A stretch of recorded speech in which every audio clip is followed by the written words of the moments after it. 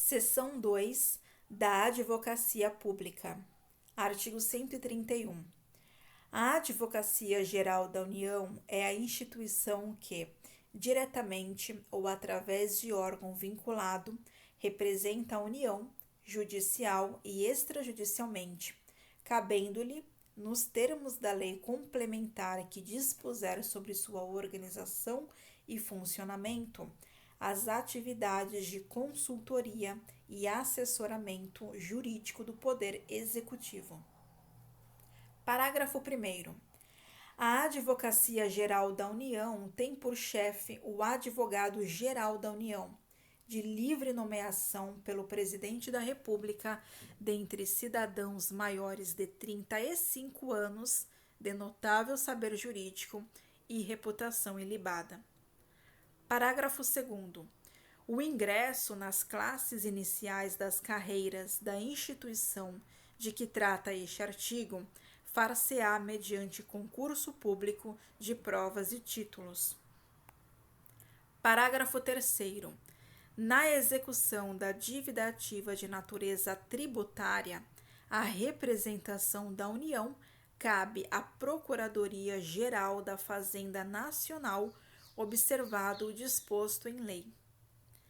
Artigo 132. Os procuradores dos Estados e do Distrito Federal, organizados em carreira, na qual o ingresso dependerá de concurso público de provas e títulos, com a participação da Ordem dos Advogados do Brasil em todas as suas fases, exercerão a representação judicial e a consultoria jurídica das respectivas unidades federadas. Parágrafo único. Aos procuradores referidos neste artigo é assegurada a estabilidade após 3 anos de efetivo exercício, mediante avaliação de desempenho perante os órgãos próprios, após relatório circunstanciado das corregedorias. Seção 3 da Advocacia. Artigo 133. O advogado é indispensável à administração da justiça, sendo inviolável por seus atos e manifestações no exercício da profissão, nos limites da lei. Seção 4 da Defensoria Pública. Artigo 134. A Defensoria Pública é instituição permanente, essencial à função jurisdicional do Estado, incumbindo-lhe, como expressão e instrumento do regime democrático, fundamentalmente, a orientação jurídica, a promoção dos direitos humanos e a defesa, em todos os graus, judicial e extrajudicial, dos direitos individuais e coletivos, de forma integral e gratuita aos necessitados, na forma do inciso 74 do artigo 5º desta Constituição Federal. Parágrafo 1º. Lei complementar organizará a Defensoria Pública da União e do Distrito Federal e dos territórios e prescreverá normas gerais para sua organização nos estados, em cargos de carreira, providos na classe inicial, mediante concurso público de provas e títulos, assegurada a seus integrantes a garantia da inamovibilidade e vedado o exercício da advocacia fora das atribuições institucionais. Parágrafo 2º. As defensorias públicas estaduais são asseguradas a autonomia funcional e administrativa e a iniciativa de sua proposta orçamentária dentro dos limites estabelecidos na Lei de Diretrizes Orçamentárias e subordinação ao disposto no artigo 99, parágrafo 2º.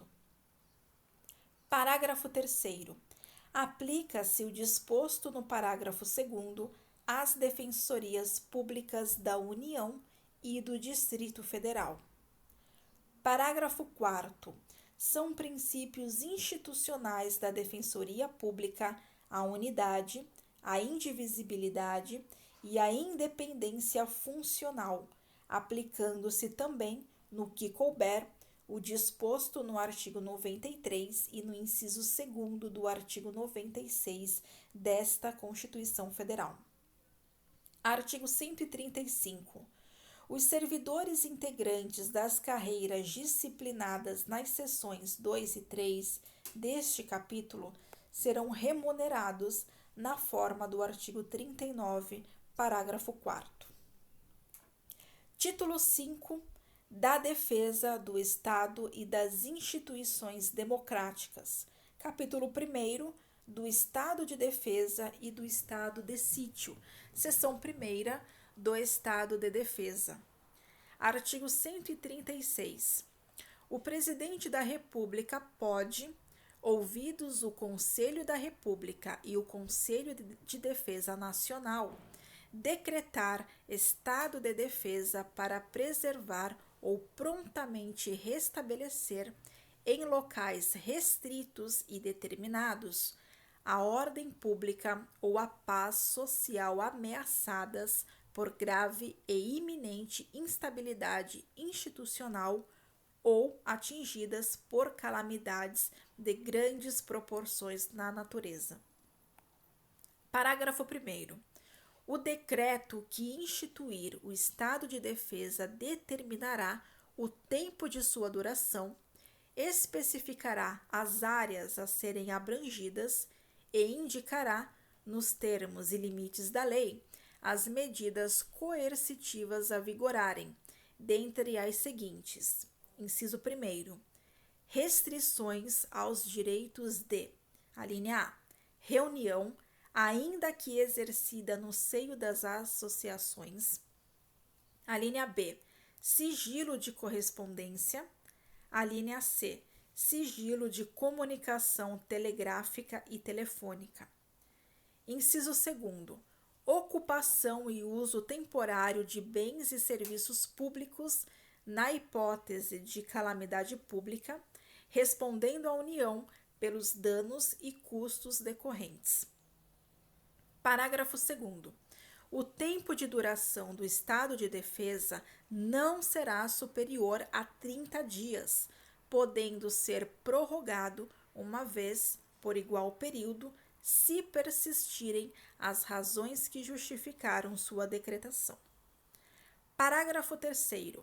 Na vigência do estado de defesa, inciso 1º, a prisão por crime contra o Estado, determinada pelo executor da medida, será por este comunicada imediatamente ao juiz competente, que a relaxará, se não for legal, facultado ao preso requerer exame de corpo de delito à autoridade policial.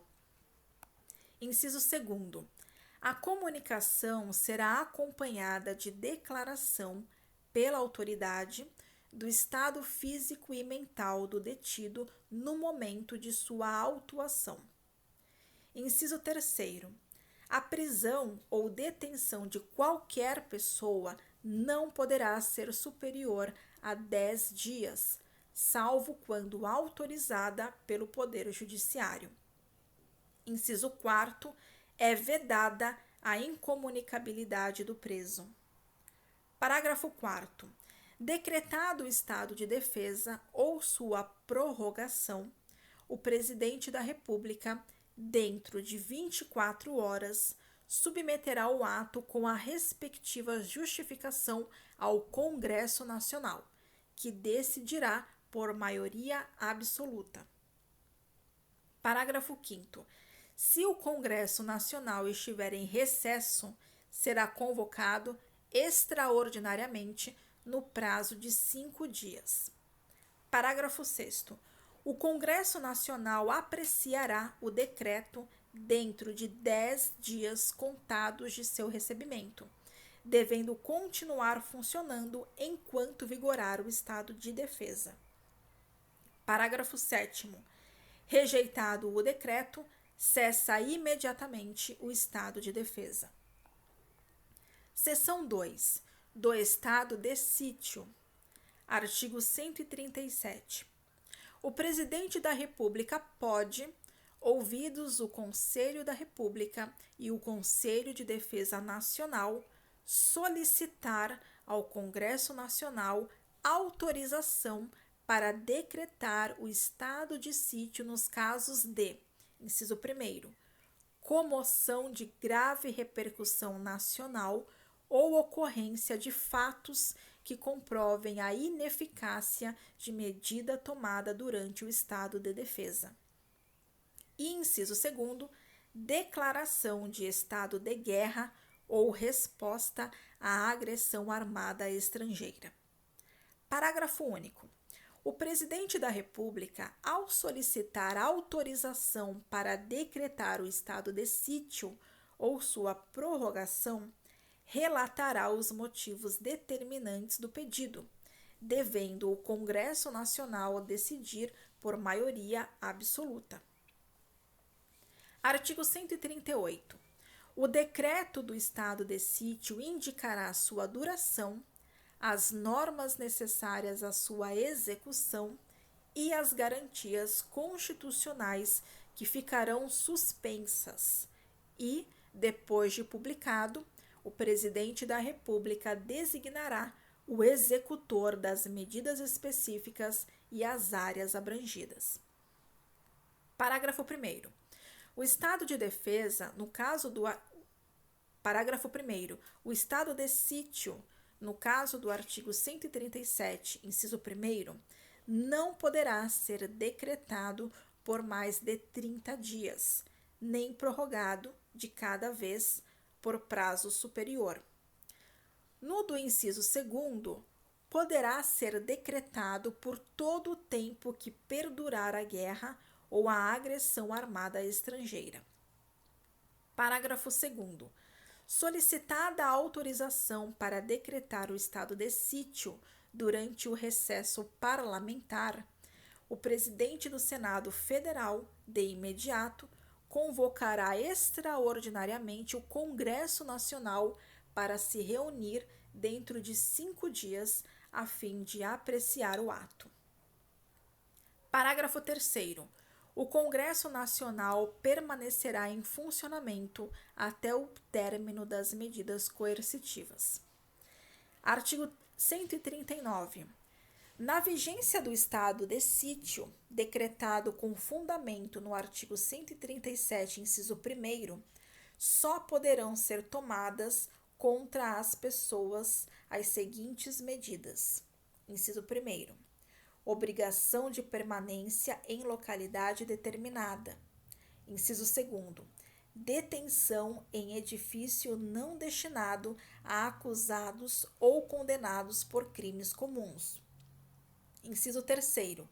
Restrições relativas à inviolabilidade da correspondência, ao sigilo das comunicações, à prestação de informações e à liberdade de imprensa, radiodifusão e televisão na forma da lei. Inciso 4º. Suspensão da liberdade de reunião. Inciso 5º. Busca e apreensão em domicílio. Inciso 6º. Intervenção nas empresas de serviços públicos. Inciso 7º. Requisição de bens. Parágrafo único. Não se inclui nas restrições do inciso 3º a difusão de pronunciamentos de parlamentares efetuados em suas casas legislativas, desde que liberada pela respectiva mesa. Seção 3. Disposições gerais. Artigo 140. A mesa do Congresso Nacional, ouvidos os líderes partidários, designará comissão composta de 5 de seus membros para acompanhar e fiscalizar a execução das medidas referentes ao estado de defesa e ao estado de sítio. Artigo 141. Cessado o estado de defesa ou o estado de sítio, cessarão também seus efeitos, sem prejuízo da responsabilidade pelos ilícitos cometidos por seus executores ou agentes. Parágrafo único. Logo que cesse o estado de defesa ou estado de sítio, as medidas aplicadas em sua vigência serão relatadas pelo Presidente da República em mensagem ao Congresso Nacional, com especificação e justificação das providências adotadas, com relação nominal dos atingidos e indicação das restrições aplicadas.